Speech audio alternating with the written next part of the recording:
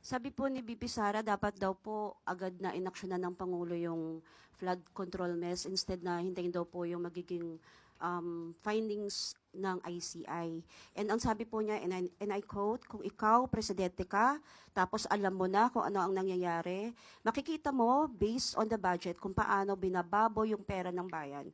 Mag-aantay ka pa ba ng commission o truth commission o ano pang commission? Okay. Unang-una po, di po natin alam kung kung siya po ba ay matagal na nagstay sa isang kuweba at hindi niya nalalaman ang mga nagaganap at hindi niya nalalaman kung ano yung agarang isinasagawa ng ating Pangulo.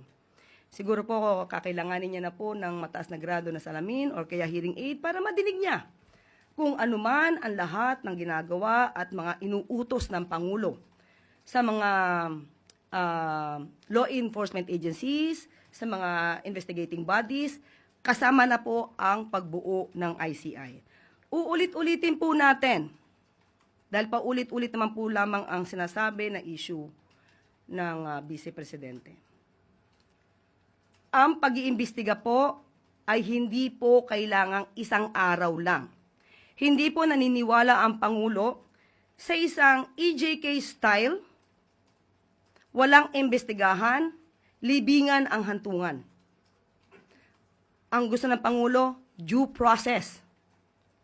At hindi po dapat lamang na puro salita or kaya pangako. Matatandaan natin na may nangako noong nakaraang administrasyon, 3 buwan hanggang 6 na buwan ay masusugpo ang korupsyon. Kung meron naman pong sistema ang Vice Presidente, kung paano agara masusugpo ang korupsyon na ito, sana po ay hinilig niya na rin po ito at ibinigay sa kanyang ama. Pero bakit hindi kaya? Siguro ito ang dahilan kung bakit hindi rin nasugpo ang korupsyon noong panahon ng nakaraang administrasyon. Dahil umamin mismo ang dating Pangulo na siya mismo ay kurap.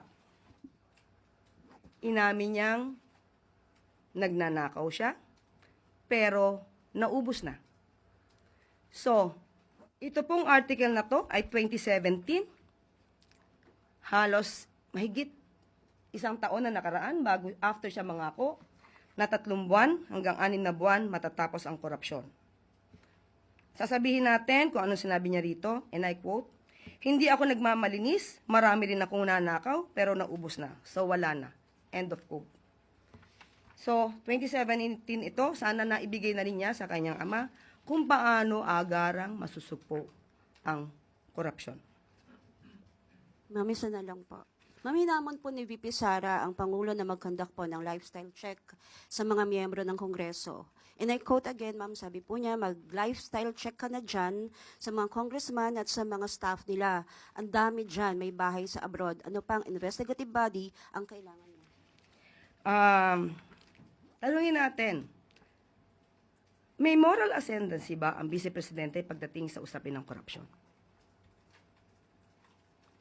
Yun lang po. Thank you, ma'am. Sunod na tanong, Gilbert